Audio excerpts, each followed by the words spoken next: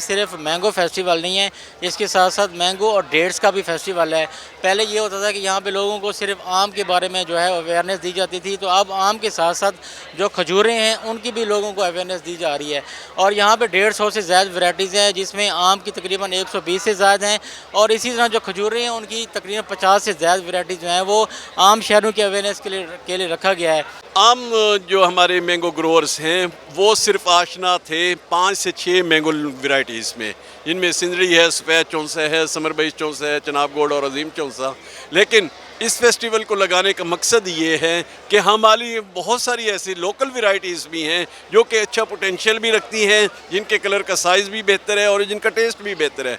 उन वैरायटीज़ को हम मुतारफ़ कराएं। यहाँ के बहुत अच्छा लग रहा है, बहुत सारी वैरायटीज़ हैं, हम बच्चों को लेकर आए हैं ताकि बच्चे भी देखें, उन्हें पता चले कि मतलब कितनी इकसाम है इसकी मैंगो की, और अपडेट्स भी हम देख रहे हैं। बहुत अच्छा लग रहा है।